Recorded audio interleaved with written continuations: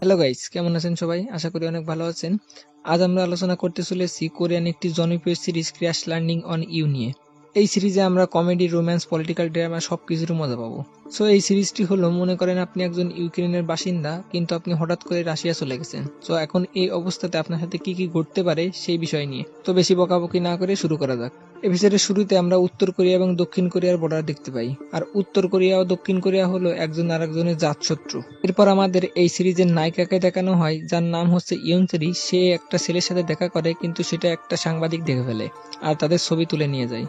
আর ইয়নচেরি হচ্ছে অনেক ধনী পরিবারের একজন মেয়ে এবং তার নিজেরও একটি কোম্পানি রয়েছে। সো ওই সাংবাদিক ছবিগুলো ইয়নচেরি ম্যানেজারকে পাঠায় আর তাকে বলে সে এই ছবিগুলো কালকে পেপারে বের করবে। তখন তার ম্যানেজার বিষয়টা ধামাচাপা দিতে চাইলে ইয়নচেরি বলে ছবিতে তার মুখে যে ব্লার ইফেক্টটা দেওয়া হয়েছে সেটা সরিয়ে যেন পুরো ছবিটা দেখানো হয়, যাতে সে যে প্রোডাক্টগুলো পরেছে তার সেল বেড়ে যায়। আর আশ্চর্যজনকভাবে হলেও তার কোম্পানি প্রোডাক্টের সেল বেড়ে যায়। এরপর ইয়নচেরিকে তার ভাই ফোন করে আর বলে সে যেন এসব স্ক্যান্ডেলে আর না জড়ায়, এবং তার বাবা আজকে জেল থেকে বের হয়েছে এবং তিনি তাদের সাথে দেখা করতে চেয়েছেন।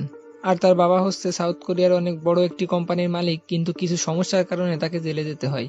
সো তার বাবা জেল থেকে বের হলে সাংবাদিকরা তার কাছে জিজ্ঞেস করে তার কোম্পানির মালিক কে হবে, তার বড় ছেলে নাকি ছোট ছেলে, কিন্তু তিনি কোনো অ্যান্সার না দিয়ে সেখান থেকে চলে আসে। এরপর আমরা দেখি ইয়নচেরির বাবা মা ও ভাইয়েরা ডিনারের জন্য বসেছিল। তখন সেখানে ইয়নচেরি আসে এবং তার বাবা তাকে বলে তাকে তার কোম্পানির সিইও বানাতে চায়।